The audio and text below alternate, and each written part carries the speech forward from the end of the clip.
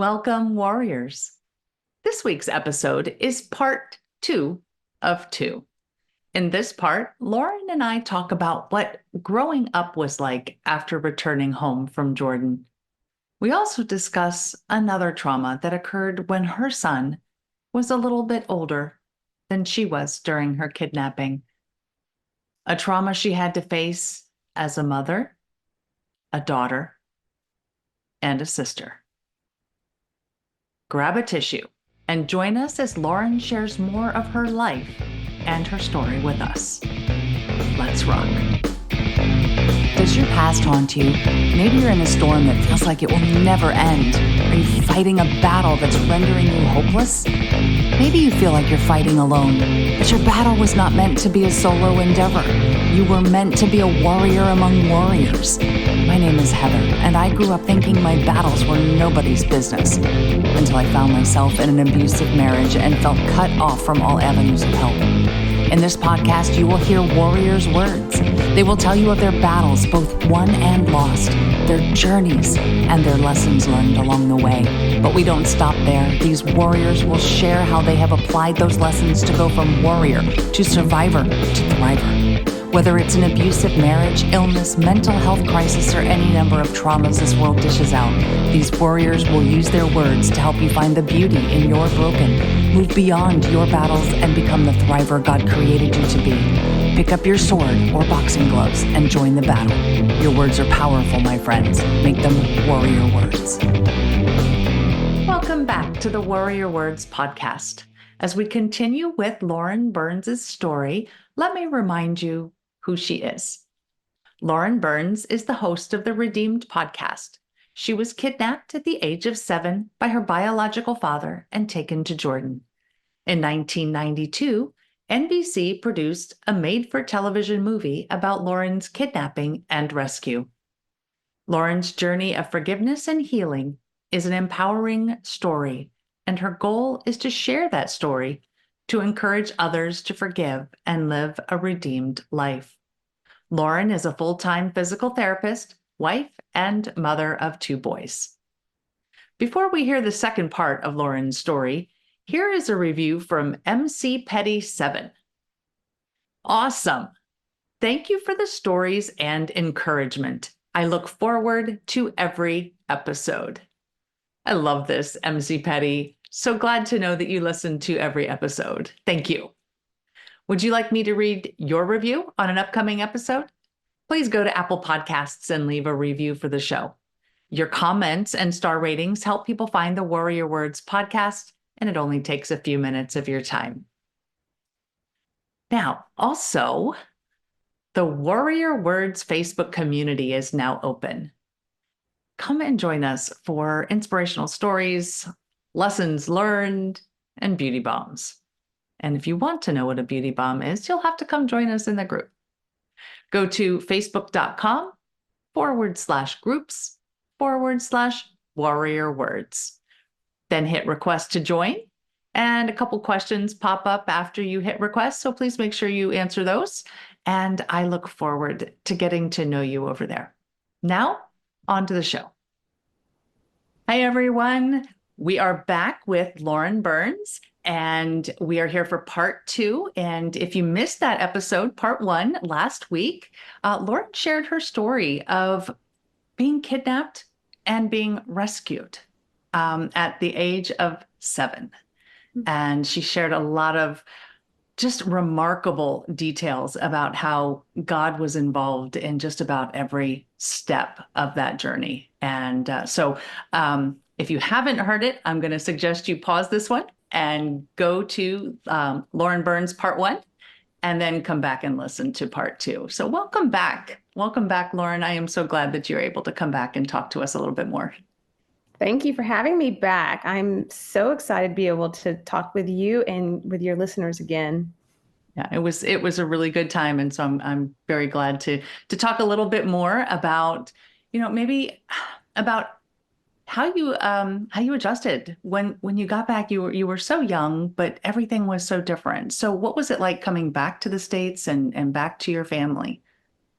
Well, that's a good question because it's so much to unpack in the first, just telling the story and all the details. Hmm. Um, and it's just, and that's why I always say when I returned from Jordan and being taken and escaping into Israel, to me, that's where my story begins. Because I had so much trauma, age 7, I didn't know what I was going to be going through. Hmm. We literally, we lived in hiding. We moved, by the time I was 16, I think I had moved 14 times and Oh, changed wow. schools. Wow. Yeah. We changed my last name because my mom was very afraid that my dad would try to come back and get me or try to get me again. He has a lot of family, had some family that also lived in Dallas. And Rick and Beverly Lambert, I shared last time, they were private investigators at the time. Yeah. So they took on the task of hiding us. Beverly did that for a living. And so she was used to trying to find people. So she figured she could hide people too. And when we came back, it's weird how the media finds out about your story. We had the National Enquirer, we had People Oh, Magazine, wow. Reader's Digest. Every media outlet was hounding all my family members in Florida.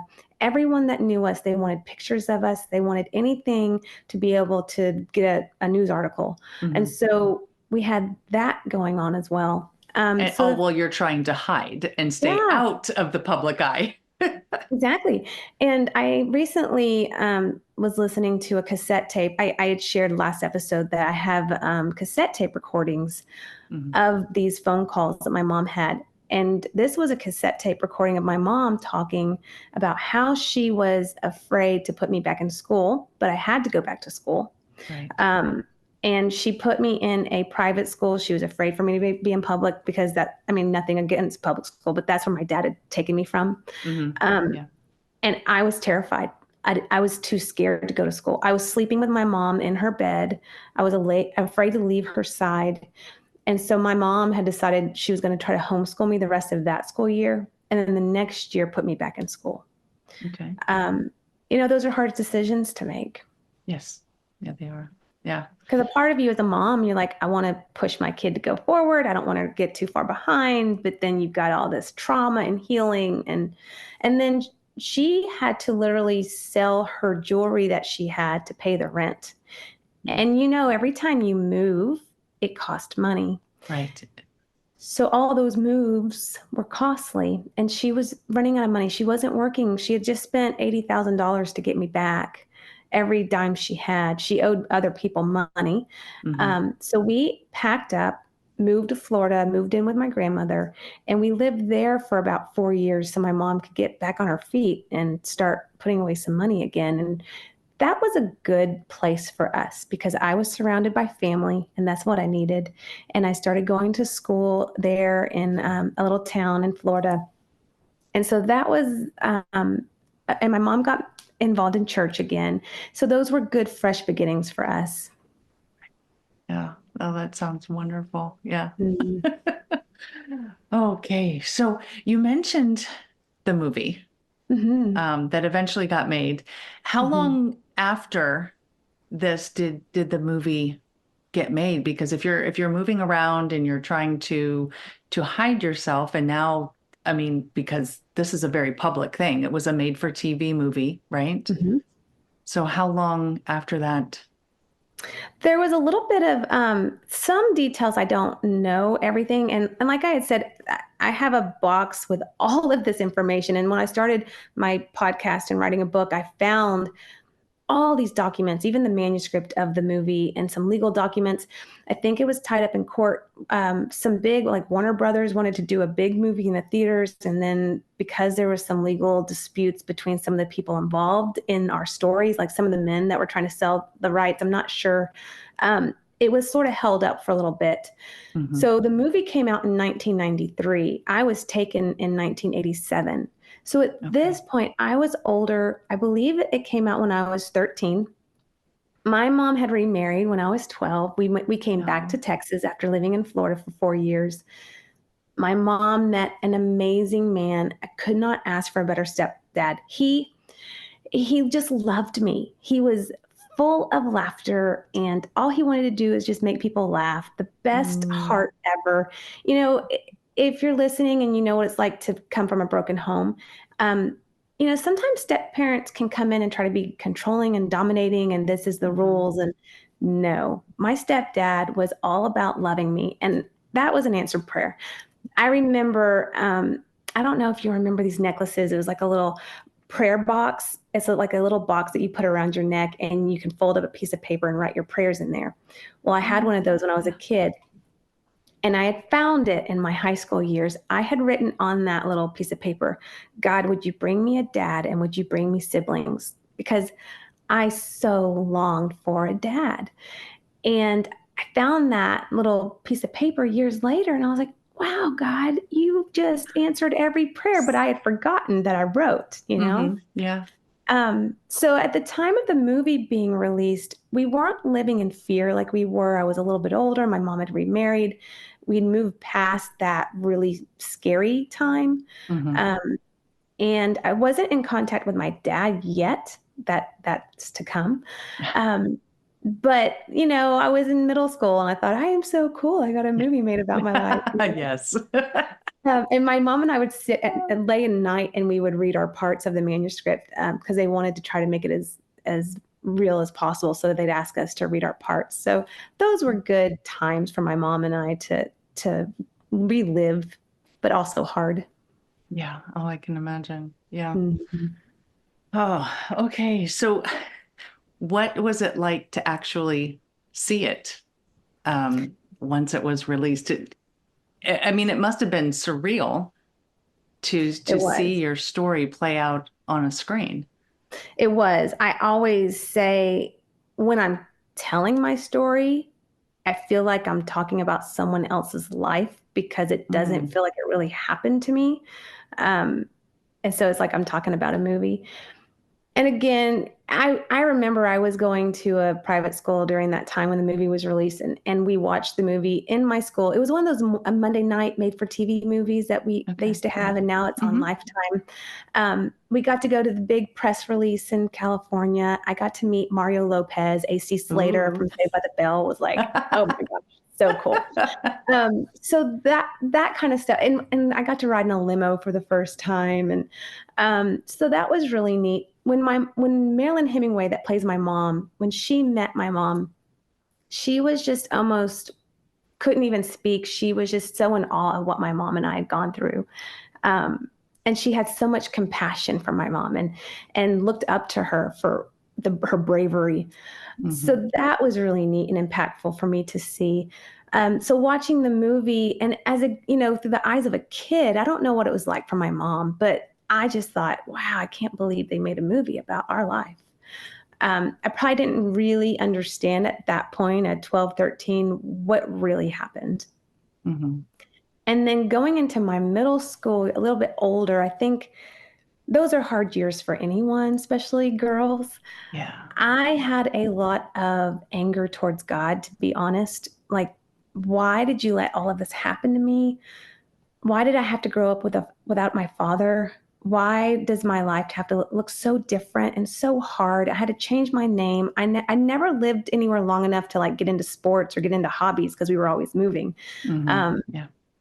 my childhood just looked so broken, and I had all these scars left behind of hurt and longing. And I think I shared before, I was already thinking, who's going to walk me down the aisle? Who's going to, be that person in my life? And this was before my stepdad came into my life. And even as much as I loved my stepdad, he wasn't like my biological father. And so I was angry at God because I'm like, if you're such a good God, like the songs that we sing in Uh-huh. church, and I had a Uh-huh. hard time singing those songs, then why?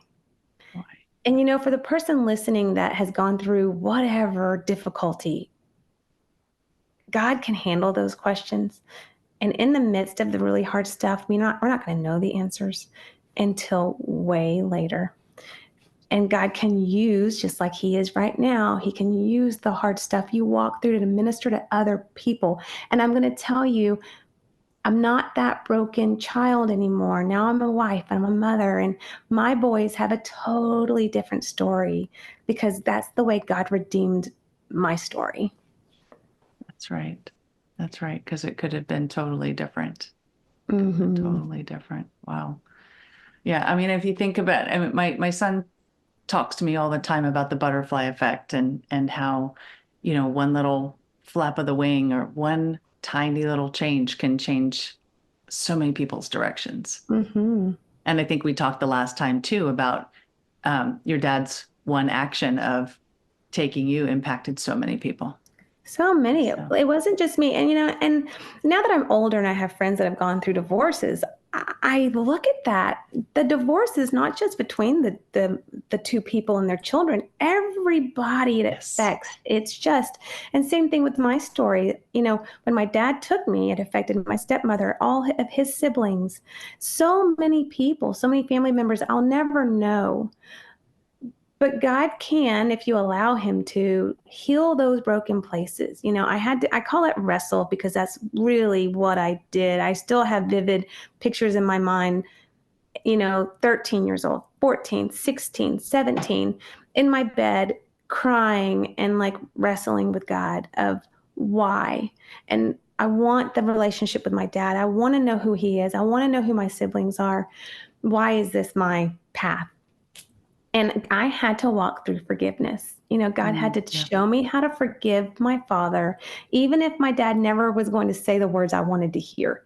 Um, and I think that's true for so many situations. We want to hear Yes. that magic word that's going to fix it. Right. And the fixing comes between me and Jesus, nobody else. And so it's something I had to learn through a journey of being in life group, being with people praying over me. I had a village of people praying over me. Um, and my mom is amazing. The power of forgiveness started with her. She was the example for me. She encouraged me. And I hope I could have done this if I was in her shoes. She never badmouthed my dad. She always Wow. encouraged me, Lauren, write him a letter. And so I would write letters to my grandmother who lived in Florida, and my grandmother would mail them to him. So that way he didn't know where we lived. And then he would Right. do the Yeah. same. So we played this charade, right? Um, And so I did that for a long time, and those letters were hard to open with his handwriting and the photos, and it was hard. And then I started calling him, and my mom was like, encouraging me to call him. And I would be on the phone crying, my heart racing. I was scared to call him. And, when I heard his voice, all those memories came back. But she wanted to leave the door open of communication. And then when I got to that age of 13, 14, 15, I really started questioning. I wanted to see him. I wanted to know who he was. So we made that happen. We went to a public place. We went to the big mall, and I saw him for the first time. And that was hard. But now being a Right. mom, I can't imagine how hard it was for her to watch because guess what? After we went home after that, I was an emotional mess and drained. My mom had to pick up the pieces. Mm. Um, so that was our roller coaster for a little while until my high school years when I could handle things a little bit better. I've never shared this part of my testimony, but there was a time we lived out in the country, and he was in Dallas, and he was wanting to come and see me. And I kept telling him, no, no, no. And he had come to my mom's house. He'd come to our home before, which is, again, forgiveness and shocking. Um, but this certain time, he kept saying, I really want to come. I'm about to leave to go back. I'm leaving Texas. This is my last chance. And I just told him no. He showed up. It was Halloween weekend. Well, Halloween was when he took me. And for so many years, Halloween was just traumatic. I didn't celebrate Halloween after that. My mom and I would just stay home. It just brought so many emotions, but my Mhm. dad didn't realize it, which brought anger, by the way. Like, how does he not Understandable. know? Yes. So he shows up, and we live way out in the country in the middle of nowhere. And he knocks on my door. And I go to the door, and it's glass, and I can see him. And I froze. It was like I was back in Jordan again, all that fear. And I Hmm. ran into my parents' room, and my mom was like, "What's wrong?" And I said, "He's here." And she said, "What do you mean he?" I said, "My dad, Ollie, is here." And she looked at me and she said, "Lauren, I have seen you cry. a long time. It is time for him to see your tears. It's your time to talk to him. And so she prayed, and I went to the door and I took a breath and I was like, you're right. And sometimes you have to get mad enough to like say the things. And he came in, we sat down, and I said, we need to talk. And I think I was like 17 at the time. And he sits down and I just let it all out. I said, do you know why I didn't want you to come? This is the anniversary of you taking me. You taking me from my mom. You taking me from my culture, from the United States, from my language, from my everything. This is the anniversary of you changing my life forever and ruining our relationship. And he just said, I didn't know, which hurt. Yeah. How do you not remember? But that was a healing. That was this start of healing for me. I wasn't shoving it down anymore. I faced it and told him, and I think that that was just a God opportunity for me to have that conversation with him. Wow. Yeah. Oh my gosh. Your mother is strong and Mhm, brave mhm, and so faith-filled. mhm. So Very. faith-filled. And what an example. Mhm, I just to listen to you talk about her encouragement, the fear that she must have had as a mother, mhm, yet she encouraged you to have to have that opening for that relationship, to keep that door open. mhm. Wow. I don't know. I don't know that I could have done the same. No, and Yeah. that's not possible in every situation. If we're Right. talking, if someone's listening and they're in an abusive situation, or, not every situation. My dad was not abusive. He was not an angry or mean person. He made Mhm. a really bad mistake, very costly mistake. So you have to have boundaries and you have to follow what God's calling you to do for you and your Right. family. But yes, she was the example of forgiveness for me. And it's like I compare it to like peeling the layers of an onion. Hmm. God was just shedding those layers for me, and that was another layer opening the door for me to confront my dad. And then later on, I was able to talk with him again and tell him, I forgive you for what you've done. I'm not mad, which is freeing. I don't have anger Yes. anymore. Um, and I got to, tell him, because I believe in Jesus and Jesus died on the cross for my sins and he forgives me. So who am I to hold anything against you? Um, which is, I don't know what God's going to do with those conversations. That's not for me to know. I lay Right. it in his hands. But it's freeing that I don't have to hold that anger anymore. Yes, it is. I talked with Dr. Karen Silva at one point, and her podcast is called Forgiveness is for You. Yeah. And that's something that I can't say that I always believed that, but Mhm, it's something that I learned. And um it really is, because if you hold on to unforgiveness or hatred or anger, it's hurting you. It's not mm, hurting that other person. It's hurting you. And mhm. until you can forgive, it's I think something else my son says, living rent free in your head. It's Yeah. it's your stress level, it's your heart rate, it's you know, your headaches and all of that. And Mhm.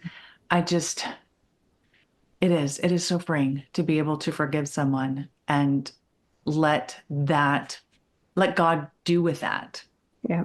what he wills. Yeah. But it's a process. Like you just said, Yeah, it's not easy, you know, right? at at 16 and 17, I didn't have an understanding. I thought, forgiveness meant to forget. And I Yeah, really had to realize that's not what it means at all. right, And like you said, forgiveness doesn't mean to say that what he did was okay. That's right. not what it means. And forgiveness, holding on to that bitterness and anger, like you just said, it's not affecting him. It's just hurting me. Hmm. But these are things, it goes against what you naturally think.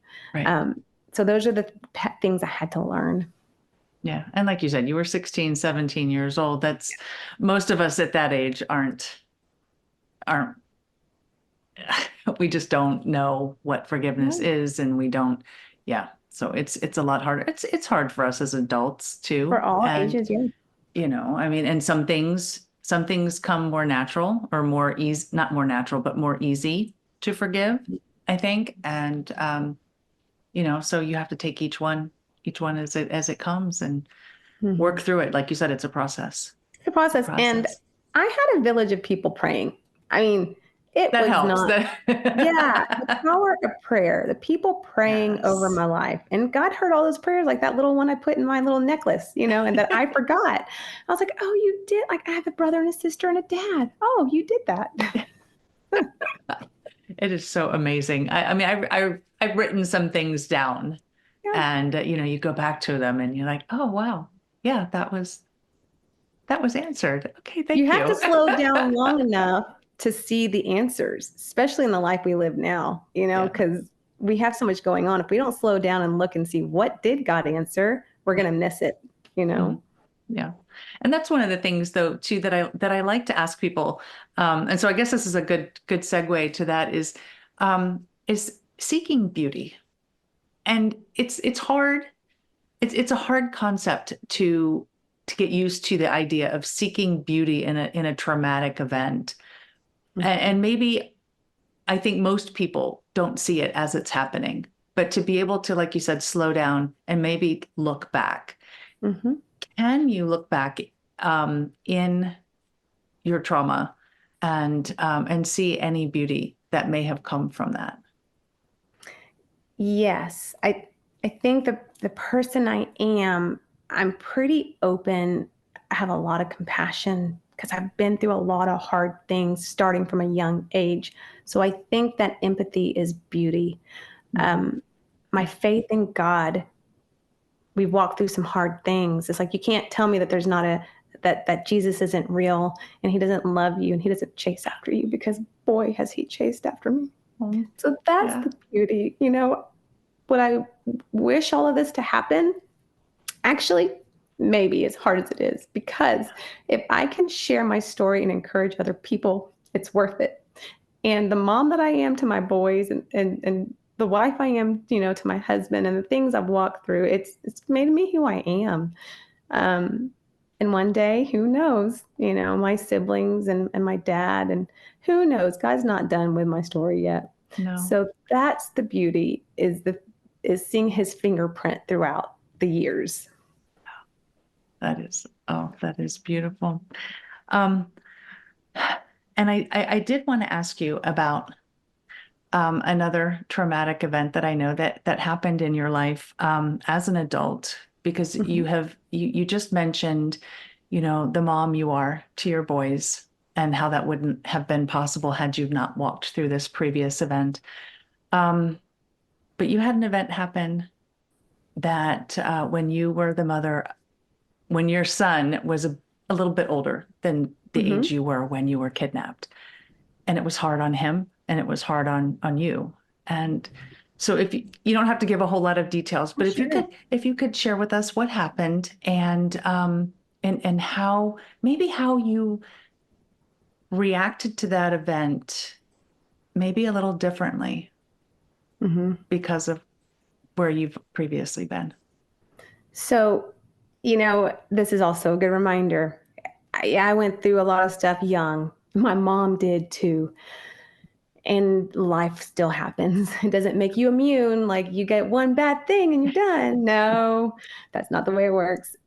So my parents adopted my second cousins when they were 2 and 3 years old. They were little, or 18 months and like younger than that. So I became a big sister again. They drove to Florida, picked the girls up. My mom had no clue how old Latu is. She's like, I don't need diapers. I don't need. I was like, Mom, and I was 25. I was just got married, didn't have kids. I'm like, Mom, I think they might still need diapers. So she calls me from Florida. She's like, Lauren, take your credit card, go to Walmart. I need diapers. Like, these are babies. So Chloe was the youngest and came into my life, and her sister Alexis, and they just needed lots of love, and it wasn't easy. They had a lot of all the difficulties being adopted and feeling rejected at a young age. And when Chloe was 16, Did not have a driver's license. She had taken my dad's truck. My stepdad had passed away 2018. He'd already passed away. And that was hard too. Mm. Um, Yeah, I imagine. so Chloe had taken my stepdad's truck without permission and was driving late at night, fell asleep. My my oldest son had just graduated 5th grade.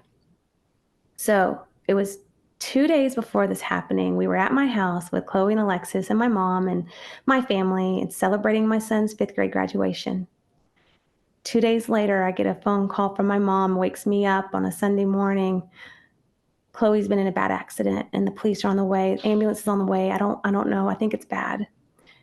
So I jump out of my bed and I start driving, not knowing where I'm driving. And I drove out like past an hour, going really fast and calling people asking for prayer. And when I got there, the state troopers were there. I saw my dad's car against a truck. It had gone over one of the, like a deer fence, those really high fence that keep the deer in Mhm. the properties. And the fence wasn't damaged. Oh, wow. And my mind couldn't wrap around, just in shock. And I get out of the car and I start to walk, and then I begin running. And then the state trooper was like, "Why are you here?" And I just fell to my knees. And I pointed and I said, "That's my sister. That's my dad's truck." And he just said, "Ma'am, you shouldn't be here. We don't want the family here." I said, "You have to tell me what happened." And they just began to tell me that my sister had passed away at the scene. And I said, "My mom's on the way. I can't tell her. I don't want her to walk as far as I walked by myself. You have to go and meet her at the car." That's all I could think of. My sister Alexis kept calling and calling, and I was like, "I can't tell her. She's like, everyone's driving. I can't tell her." Right. Yeah. So my sweet sister, in a blink of an eye, from going from a 5th grade graduation at my house 2 days later, her life ended. So how do you tell your son that? And he said, "Mom, I love Grandpa, but Grandpa was sick for a long time and he's older and I get it. But Mom, Chloe, that means anybody can pass away. It's not fair. Why? She was just here." So that was the first time that my child really understood death, and we had to talk about it. And I actually, at the funeral, we talked about the potter and how God is the potter and we are the clay and he shapes us. And I remember reading a book by Lisa Turkhurst, and Lisa talks about in her book of the pottery being shattered to dust. And I stood in front speaking at my sister's funeral, and I said, "I am beyond broken. I am the dust. I don't know how to get through this." But the potter takes that dust and he puts it in the clay and molds it because that dust makes the pottery bigger and stronger. So I'm like, "Okay, God, take the dust and make me stronger and do your will with me."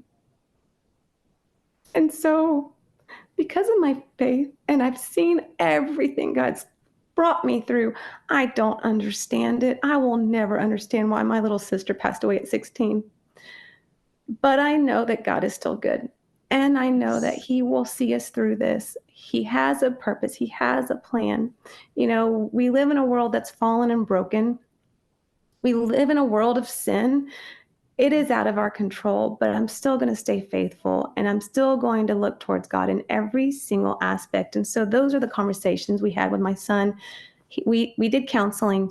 He didn't Mhm. want to leave the house, and so we did counseling, and that really helped. Getting back into school really helped because I just didn't want him to isolate.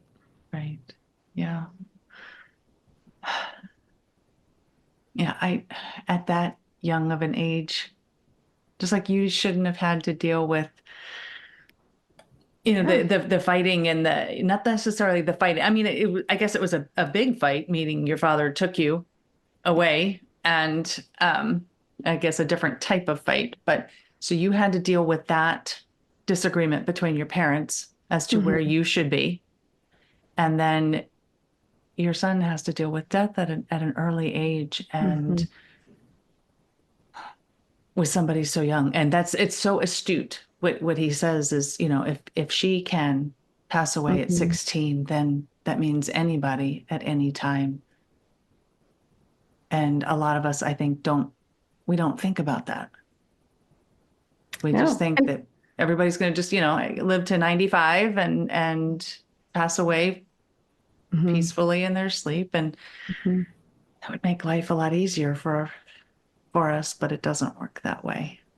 It's It the was hard at that moment for me as a mom because I had to really step up. Thank God for my stepsister. She came in and I needed that because my mom was crumbling. I mean, she just lost her daughter. And so I had to make the decisions for their funeral arrangements, the casket, all the things. And I lost my sister. I'm worried about my mom. I'm worried about my other sister and then my son, and he didn't want to leave my side. So he went with me to the funeral home, to walk the cemetery, to pick out the casket. And at moments I'm like, is this the wrong decision? Is this too much for Mhm. him? But he didn't want to leave my side. Right. What do I do? And after the fact, now that he's a little older, we've talked back through that.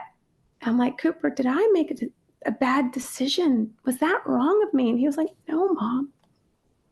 I wanted to be with you. Right where you were is where I wanted to be. Because how many times as parents do we look back and think, did I make a mistake? And he's like, no, I needed to see all of that and I needed to be with you. I'm like, okay.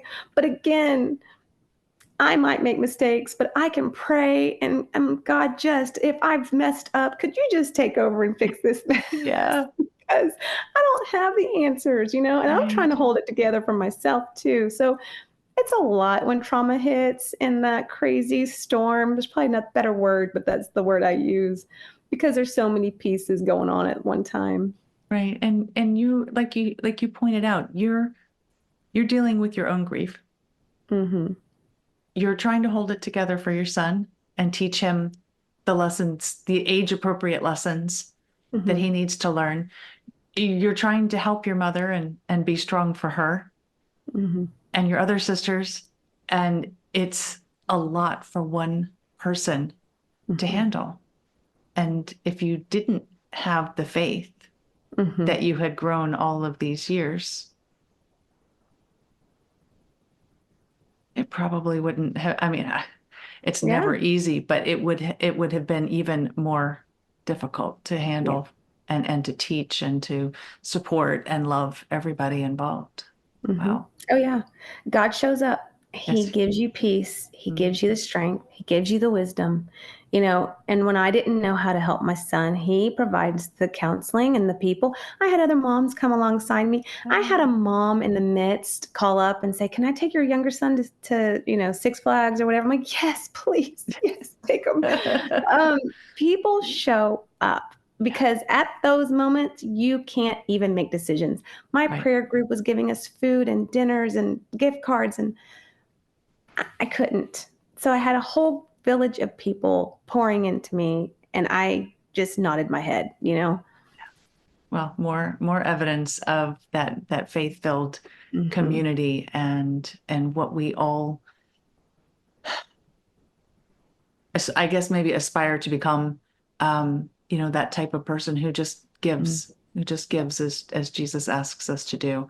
What is it? No, I'm gonna mess it up, like Matthew 26, where Jesus talks about feeding the hungry and clothing the naked and visiting the imprisoned um, and it's just those are the things that we all need to do and be there for others. And Mhm. wow, I got chills when you were. Oops, I just knocked something over off my desk. I got chills, hearing you talk about that, and I just you have such a traumatic yet faith-filled Mm. story, and just all of the wins and successes and just tremendous blessings that have been rained down on you and your family in the midst of all of the trauma. And Mm. it is so glorious to see how he's worked in you and how you've allowed him. to work in you. And so, Yeah, thank you. It's not easy. I mean, no, thank you very much. He's brought us through a lot, and it's not easy. You pull one of my no. friends aside, they're like, "Oh yeah." I mean, you know, and all the emotions come out. I don't hold them in. I've had a lifelong of that. But I think that when you do open up and you do let those tears fall, it allows other people to be real and to cry with you because Mhm. guess what? They're hurting too. Yeah, Um, so you don't have to like fake it because it's too hard. right. Yeah, very much so. So, but that leads me into how you are thriving today. Your faith is obviously thriving, and you have mentioned the box in the garage with the cassette tapes and how that kind of led to your own podcast and your own journey. So, can you share with us a little bit about your podcast and your goals for it? I'd love to. And I think it's a good reminder. I could not speak and do these podcast interviews or, speak in front of a church 3 years ago or a year ago or 10 years ago. It's in God's timing. And Yes. so, if you're listening and you're like, oh, I want to be able to do these things, it's in God's timing. God, it's a journey. I've had a lifelong journey of God healing me and bringing me to a place where I can share. The reason it's a box in my garage with dust is my mom, I couldn't open it up. It's hard to go to your past. It's hard to pull this stuff out. But when God calls you because he's prepared you and he's healed those broken places and he's giving you the word to speak truth to people, he might say, Lauren, open that box. And I'm going to say, okay, Jesus. So I open it. And when God, like, I felt God calling me to write my book. And I never ever, I'm like, I have dyslexia. I'm horrible at spelling, like the worst. So I'm like, are you sure you're talking to me? And I started writing. And then I talked to someone and they said, Lauren, you need a platform. I'm like, what's that? Um, and they said, you should do a podcast. I like to talk. Okay, I could maybe figure this out. Hmm. And so I opened that box and there's my mom's journals written. The whole story's right there. Yes, I have the movie, but the actual story is written in the box. The cassette tapes, the voice recordings of all these conversations are better than the movie. And so it's like God just starts to say, Lauren, I'm going to give you the time, even though you work full time and you have kids. I'm going to give you the resources. I'm going to show you the way. So this is still a journey for me. I'm still in the process of trying to write a book. The Redeem podcast I started about 3 months ago, and it's been amazing, Heather. Like I told you, in this process, I've actually interviewed every single one of the people that have a part of my rescue mission, my rescue story. If you would have told me, if you would have called me 6 months ago and said, this is what you're going to be doing, I would laugh at you and hang up. Yeah. But when you say yes to God, even though it might sound crazy, he opens the door. And Yes. he's put all of these men in my life and I've interviewed them. I've told them thank you. And people say, well, why did it take so long? I didn't want to open that box. That's why it took so long. And it's God's timing. So maybe these other people weren't ready as well. That's right. So, and now you have, and truth be told, I haven't listened to them all yet. So I cannot wait to go and Okay. listen to the ones that I still haven't heard. And I'm going to put the numbers in the description so that everybody can go find those because Thank you. so everything I've heard, it's just jaw dropping, like jaw on the floor, and it is you. It sounds odd in my head to say you have a blessed story, No, but I I think you do. do. I think you do. I And agree with you. um, and maybe somebody listening might say, "What? She's crazy," but there were so many blessings. Mm. You wouldn't be here today in this capacity if so many things were not orchestrated the way the Holy Spirit orchestrated them. And M- so, My dad believed in arranged marriages, so I don't know what my life would have looked like. oh wow, yeah, because that is part of the Mm. culture that you were Yes. being raised in. Yeah. Yes. Mhm. Wow. Well, I was wondering, lastly, if you have any, because you've given us so much, but if you have any last warrior words that you would want to share with our audience, um, just about anything that you have shared or experienced, um, I'd love to hear them. I think the biggest thing I keep hearing myself say, and I think I say it so much because there's so many times I felt so alone. Whatever you're going through, whatever your circumstance, you're not alone. There's many, many times that I felt alone. Like, God, do you see me?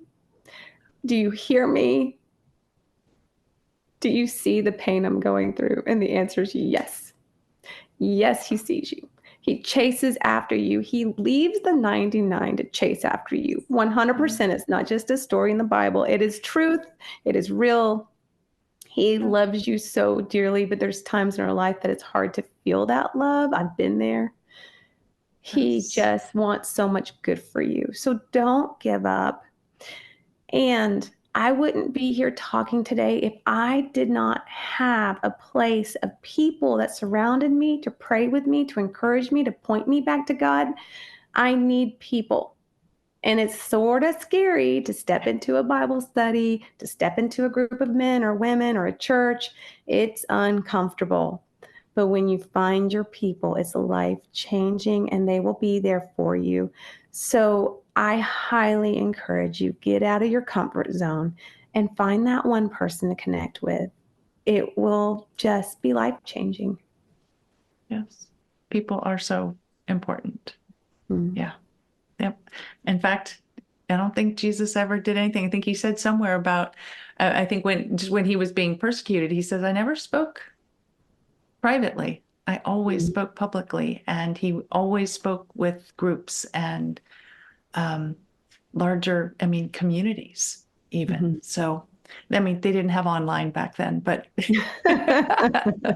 um, but community is so important, and finding your people, finding the Mhm. people that can support you and your family with whatever situation you're going through. So, Mhm. all right. So, where can people find you? The podcast, obviously, but Yeah. You can find me on Instagram, L Burns PT, Facebook, Lauren Burns Redeemed. And yes, my podcast is called Redeemed. It's on Apple and Spotify and YouTube. A really good place is my website, laurenburns.net, LAURENBURNS.net. I have some photos of the movie and the magazine covers, and I have a place if you want to be a guest, you can fill out a form or just to say hi. okay. Well, I'm going to make sure all of those links are in Thank the you. description, the show notes, and we will also be getting this to YouTube. So we'll tag you in there so your subscribers can find it as well. So Yes, great.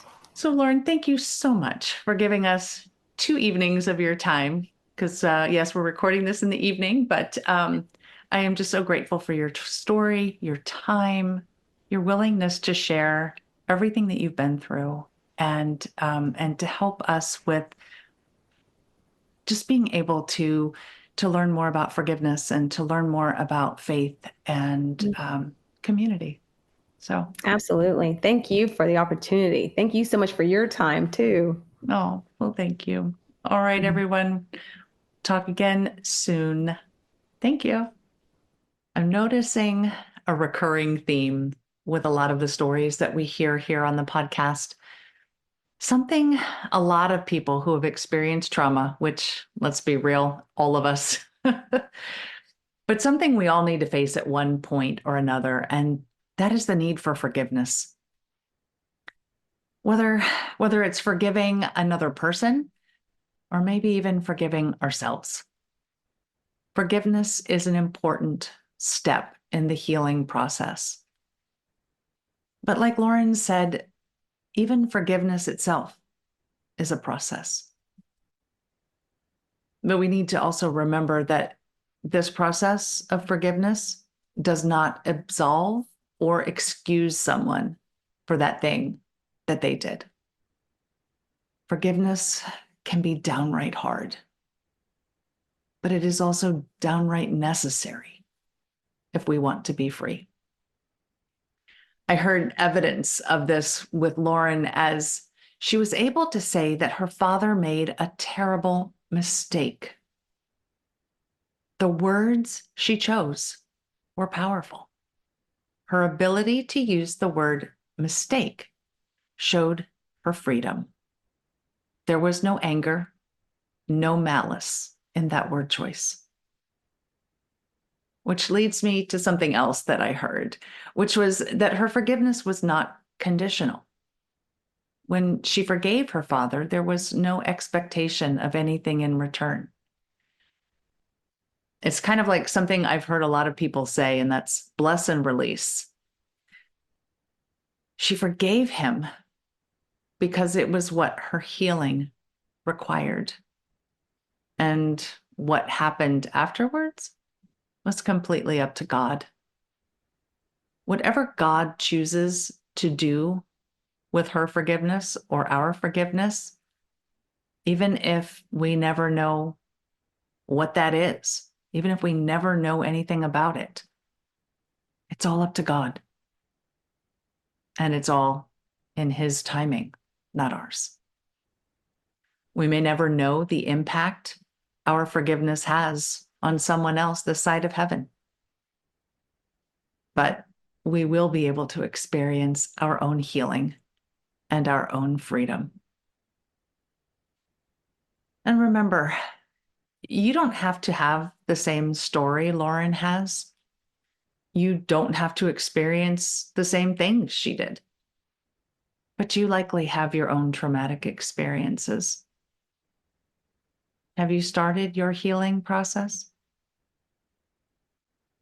Have you started your forgiveness process? What is one step, just one?